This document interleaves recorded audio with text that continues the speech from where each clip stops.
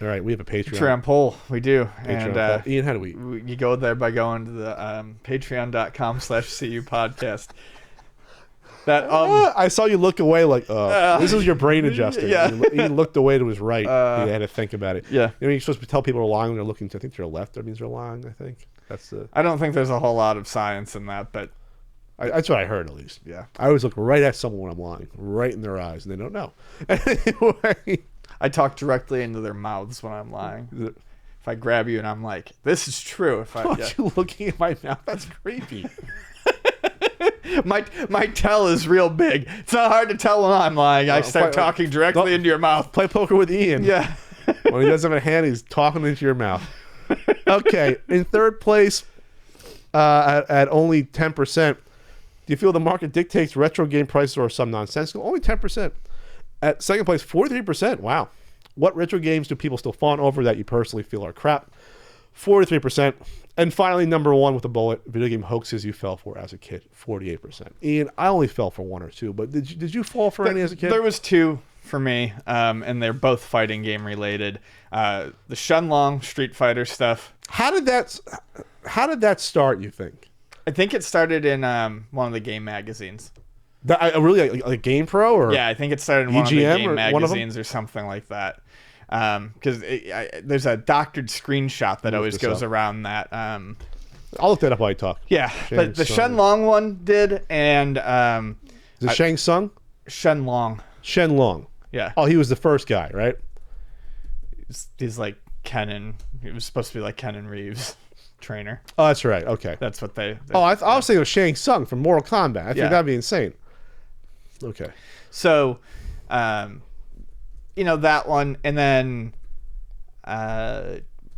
Ermac from Mortal Kombat, Mortal Kombat 2, and They eventually put him in. they did, but it was he started as a hoax.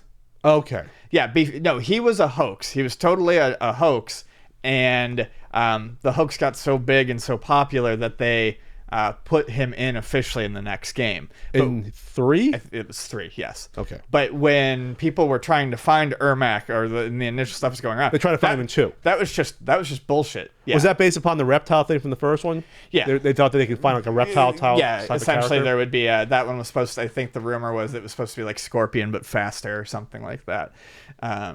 So that one, and then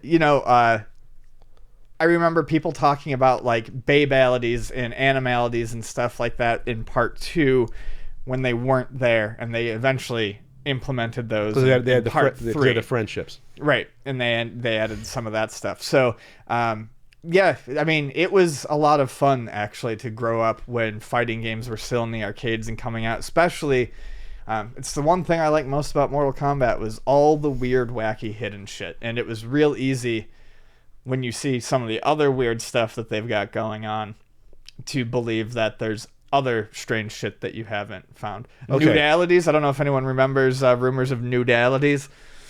Oh, trying to remember that one. You can get like it was like get Sonya topless or something So like that at the end. In Mortal Kombat 2, there was Smoke. That's right. He was like the reptile. They have Noob Saibot. Right. Was that a reference to the glitch in the original or no? No. Where did that come from? I forget. Okay, and then they had a Jade. And then 3, you had Smoke, Noob Saibot again. Where's Ermac? I'm trying to find him. Oh, he was in Ultimate Mortal Kombat 3. Okay, that's where they added him. Oh, once rumored to be a secret character in the first game due to bug. Yes, that was the okay. Ermac, the red. Yes. The red. Okay. All right. That makes sense. So, but Reptile was a big one originally. Yeah, The because it first stands one. for what Ermac would be error macro. I think that's where the name comes from. What was the one the rumor was you had to win like 60 in a row? I have no clue. There was one, I forget, there was one that was bullshit. For Reptile, you just had to do like the pit stage, right? Yeah. No, there was a lot of weird stuff with for the- Reptile as well. You Pit fight him stage, in the okay, pit stage. Pit stage, and the flying object must appear in the background. Yeah. Okay. And then you have to beat And it has to be flawlesses. 2 flawlesses. So they made that tough to discover. Yeah. Like that's not one you would discover by accident, probably most likely. Nope. Okay, and he's only in certain versions of the game, and then all home consoles. So I always wonder how people discovered this shit originally. It must leak from the developers. They must say, "Hey, Yeah. hey guys," starting around Chicago or Midway. "Hey guys," and then it filters out, and then you get the print. You print them out in your your dot matrix printer in the early mid '90s. And then you sell them in the locker room at school for money. I knew kids that carried a couple around. Yeah. That was a big one for you with Shenlong and Street Fighter. Yeah, more Street Fighter than anything. And Mortal Kombat. Yeah, but Shenlong as well. Anything that had to do with like, because you weren't always around arcade games, so it was easy to believe that there was some sort of air of mystery in there, and that any of that would be possible. Where did the Babality first appear? Was it 3? Babality was 3. Analyses are 3 as well. Yeah, Mortal Kombat 3, Ultimate Mortal Kombat Trilogy. Player had to win around without using a block. After Babalities perform the sound of a baby cries, blah blah. Probably they're not happy about a mobile game coming out. It's probably part of it too. It's Mortal Kombat mobile game. And more. Here's mine, Ian. Here's mine. Fucking reaching for straws, man. All right. I'm a punk. Good old Spy Hunter. Comes back to Spy Hunter. Oh, being able to beat it. Thomas, who I got in fistfights with, who was also my friend. I think I mentioned him in the Certain Guidebook about that. He broken home, divorced family. Divorces were kind of uncommon in the Catholic school when you were young. And we hang out with each other and punch each other once in a while. It was weird, but he was aggressive. Anyway, he said, "Hey Pat, Spy Hunter." Sounds like you're Kevin. No, he was a dangerous Kevin. No, Kevin wasn't dangerous. I never got in a fist fight with Kevin. Thomas was someone who would just like karate hit you in the face for no reason. Oh, cool. Yeah, cool. One time hit me like that and gave me a big egg in my forehead in like 4th grade, 3rd grade. Seriously. I punched him in the nose though. I countered. But I had a big egg in my head. Anyway, so this isn't story time with Pat about grammar school. I like how you try to put that down without making a sound and you just clang it like it's a Liberty Bell. Yeah. So he said, "Hey Pat, Spy Hunter, at the end, you get so far, you can turn to you can fly as the helicopter that attacks you." I'm like, "Really?" I'm like, "Well, when you turn into a boat," in my head thinking, "Okay, that doesn't sound unreasonable. You get the helicopter because you get the boat." I'm like, "Okay, it doesn't happen. But then that like transformed with other people and other kids. I don't know if I was a target. It'd be funny if I was a target of all this because I love Spy Hunter. Then I heard you can ride the motorcycle. Then the best one ever, the best one out of them all, was that you can get out of your car and basically the game turns into like a beat 'em up or fighting game. It's Spy Hunter. I've never heard that one. Never ever heard that one. Basically, it's just like a whole Grand Theft Auto just exists outside of your car. I like Top Secret Episode as a kid. That came out in '88. And that is a multi-genre game, which kind of is close to those experiences. There's a shooter stage. So I figured there could be another multi-genre game. But I was so stupid just because when I was 4 and 5, I was playing this in the arcade and never dreamed that was a possibility. Mm-hmm. And it wasn't advertised anywhere. But it was kind of, though. But actually it was. That's where it came from. Because they did advertise it in the promos, a motorcycle. In the arcade, like there was a motorcycle. Remember the pictures of Spy Hunter? When you click on Spy Hunter, what do you see?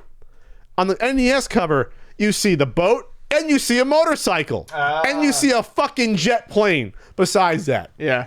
So I hate to say it, it's kind of false advertising. Sure. I mean, it is James Bond. He looks like, Don Johnson. And there's a woman with with nice knee-high boots. There's a woman there, too, that doesn't appear anywhere. And it has no bearing on the story. So if you're a kid... The deep, rich story of Spy Hunter. So if you're a kid, you can either... The lore. The lore. If you're a kid, you can either be gullible enough to think that, or think this is just plausible enough that I can pass this off to little 8-year-old Pat, and he can believe it. Because it is on the cover. The motorcycle's there, and it's a red motorcycle. In the game, it's blue. And there's the boat, okay, and the car's there. So you figure, okay, then the girl should be somewhere with her nice flowing hair.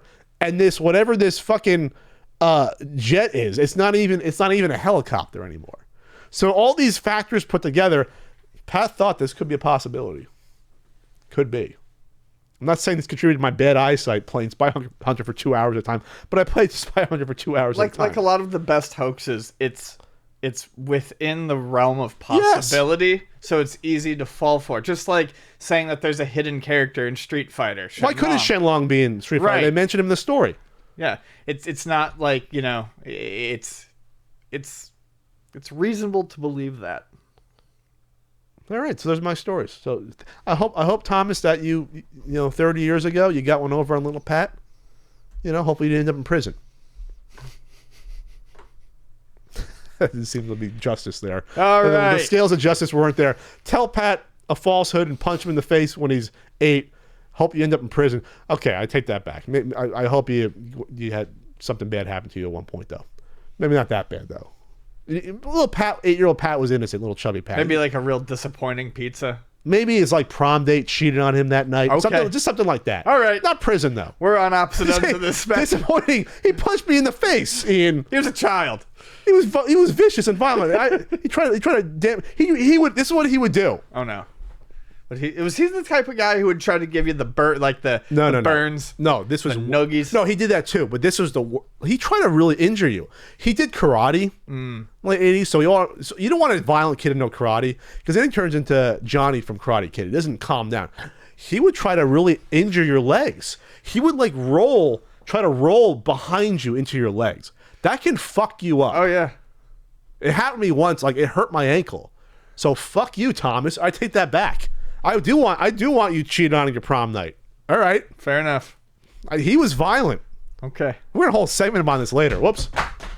There goes my flashcards. Your Q&A.